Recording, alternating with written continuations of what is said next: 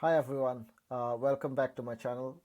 Fill PCI SAQs yourself, and today we are going to talk about access control where we had left off, basically in our previous video. So, in my previous video, we stopped at requirement 6 for the SAQA, which was maintaining a vulnerability management program.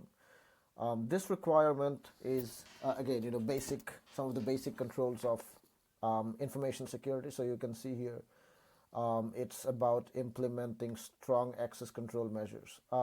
It says identify users and authenticate access to system components. So basically, identification and authentication, right? So identification is, your username, and authentication could be password, pin, and it could be also multiple factors. So you may have heard of the terms multi-factor authentication, etc. by now.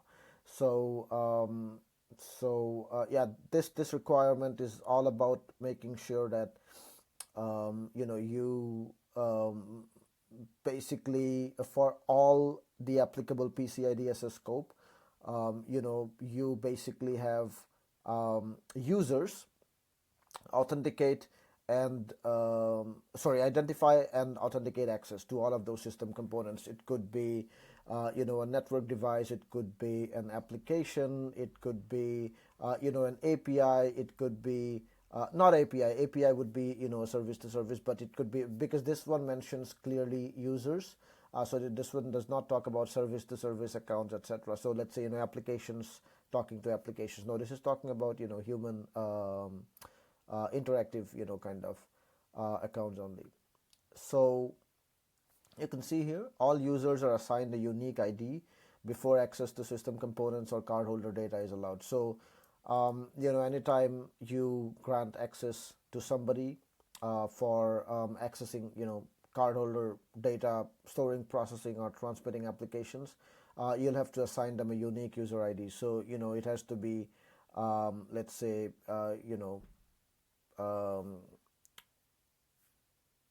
I mean, it has to be unique, like a Tom Sawyer or a Huckleberry Finn. So all unique names basically, and it cannot be like so two users cannot be like Tom Sawyer and Tom Sawyer, for example. So that is extremely important. And yeah, so I think I don't need to go about how to mark these responses, right? So these responses could be you know responded to. I mean, these options could be responded to depending on whether you have those in place, not in place, not applicable, etc. Right? There's some. It's important to read the applicability notes, as well. So this requirement is not intended to apply to user accounts within point of sale terminals. So if you're using POS systems like Verifone, for example, that have access to only one card number at a time to facilitate a single transaction. So if this is your case, then you can just put not applicable here, right? Okay, so this one you can see here, 8.2.2, group, shared, or generic accounts or other shared authentication credentials are only used when necessary on an exception basis and are managed as follows. So again, group, shared, so there could be, let's say, one root account for a Linux server, or an admin account for a Windows server, or let's say an admin account or some sort of an account for a database that is shared between different admins because of whatever reasons in your company. So they have to be, so you need to file like an exception for that, and there is no fixed template for an exception form. You just need to mention like so here's the account, here's why we're using it, here's why we cannot put unique identities for each of these accounts, and that's about it, right? So, and you need to follow all of these. Account use is prevented unless needed for exceptional circumstances. Self-explanatory, I guess. Use is limited to the time. So this is also, there's an industry term called just in time and just enough privileges. So this is coming from that. So let's say user needs it for 5 minutes only. So he or she does not get it for more than 5 minutes, for example. Business justification is documented. This could be in a in a Jira ticket, or any Word document, Google Doc, etc. Does not matter as long as it's documented. Use is explicitly approved by management. So management here might mean any person who has the ability to approve, right? So it just should not be the same requester and approver. Individual user identity is confirmed before access to an account is granted. So this is important. Every action taken is attributable to an individual user. So this is where this gets a little tricky, and that's why there are like a lot of tools in the market as well, like privileged access management solutions. You can take a look at which provide solutions for attribution. So you need to log every single user anyways. This has to be taken into account. So I think CyberArk, for example, they also provide these kind of solutions. So CyberArk, secure privileged access, CyberArk. So if you just shared account, if you just type, you will lots of articles around how to basically use and secure those. So you can have a look. I'm not going to go into details into this specific topic. Worthwhile probably to make a different video about this. The same applicability notes, apply, right? And very important thing to know, just do read about this, okay? So the expected testing is, again, this is an SAQ, so you are not expected, to have a QSA come to your organization and audit you, but it is really important that you keep all of this. That should ever a situation arise that in case of a breach or something of that nature, some let's say Visa or MasterCard wants to check this, right? So that you have these things readily available. Okay. Access for terminated users. So if you have a user who is terminated, then access should be immediately revoked. And all of these should be you should have policies and procedures for access control. Okay. Again, ChatGPT and other tools can be used to write policies and procedures, but basically you need to maintain policies for access control and also procedures. And this is when they say immediately revoked, for your business this could be 1 or 2 days, but you need to write that down in a procedure. You need to write that down in a policy, and the auditors will check your policy and check whether you took action on terminating those users, basically. Sorry, I've been speaking a lot, so just drinking some water here.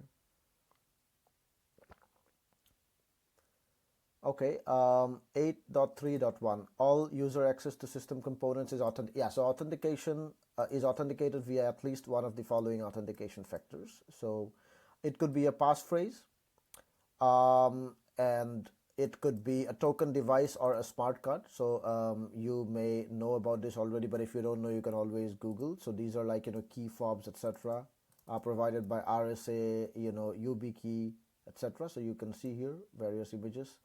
These are the images of some of the tokens, which basically spits out a pin, and typically these are like time based, that are valid for a certain duration only. So you can use that.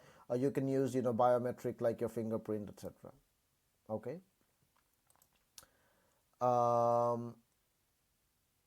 So applicability notes, you can read about this. I think this requirement is still the same.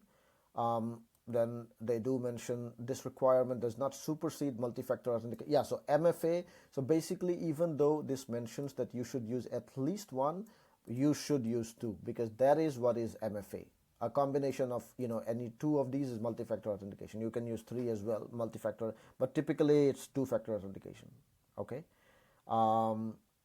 And two-factor authentication cannot be a password and a PIN both, right? So both are something you should combine something with something you have, for example. A digital certificate is a valid option for something you have if it is unique for a particular user. Important thing to note. If passwords are used so if your organization chooses to use passwords, they're set and reset for each user. So set to a unique value for first time use and upon reset. So you may have come across this in your daily life as well.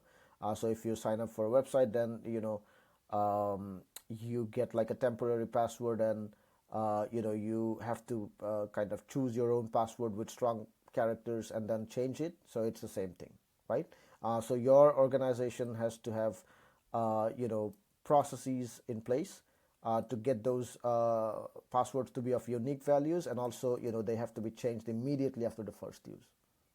Okay, and if passwords are used, you need to follow this minimum of 12 characters, and if your system is a legacy system and does not support 12, 8 is allowed, and it should contain both numeric and alphabetic characters. Okay.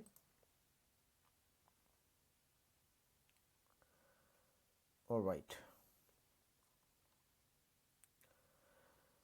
Individuals are not allowed to submit a new password or passphrase that is the same as any of the last 4 passwords. Yeah, so this is also, I think, self-explanatory. So if you use something like Active Directory, or LDAP, etc., so all of these settings could be basically, set by an administrator within the directory services itself, right?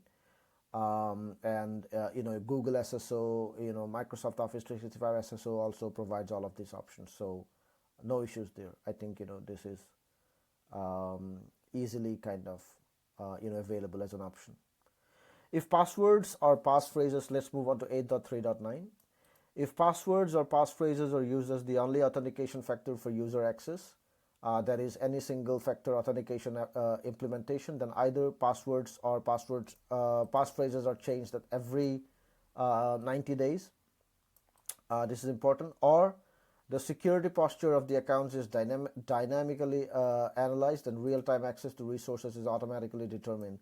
Yeah, so this is like, again, there are solutions available here, like, Okta, etc., that, provides these sort of functionalities. So, you can see here, so Okta dynamic,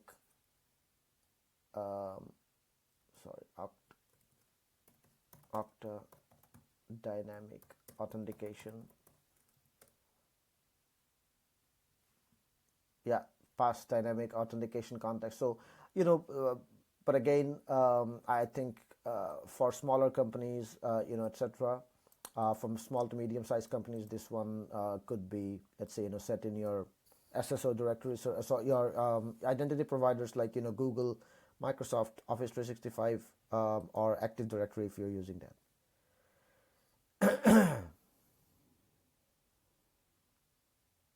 Yeah.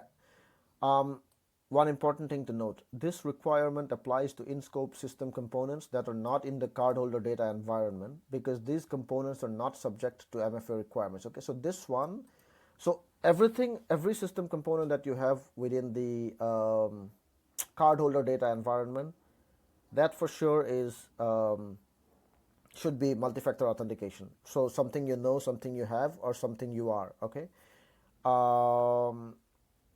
This is systems outside of the cardholder data environment, but which are called connected systems. So, things like patching servers, things like, Active Directory services, authentication servers, etc., which may not be part of the cardholder data environment, which literally are storing, processing, and transmitting cardholder data.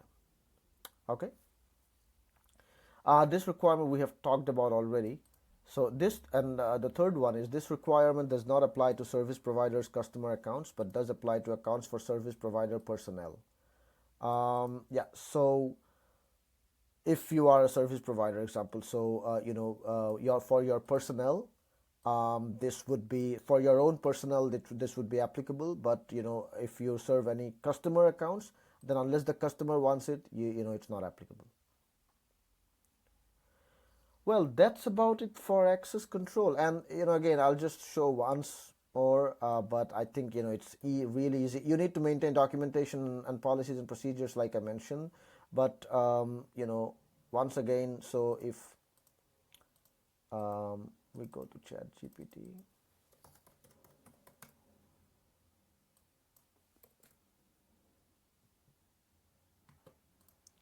if we go to ChatGPT here, and yeah, so write a policy. It's really easy. Write a policy for requirement for PCI DSS requirement 8 for version 4.0, and it'll spit that out. Yeah, you would of course need to tailor it to your organization, but I think this is good enough. You see, beautiful, isn't it? Yeah. So yeah, that's about it for requirement 8. Identify users and authenticate access to system components. I think yeah, if you liked it, please do not hesitate to hit that subscribe and also like button, and also please share it with whoever you think might benefit from this. I really appreciate it. Next, we'll talk about physical security, and if it's possible, I'll combine it with requirement 11 as well. But again, all of these are like huge requirements. So let's see. I think, yeah, I may take requirement 9 and 11. Yeah, let's see. But for now, yeah, thank you again for watching. Have a marvelous rest of the day ahead. Bye.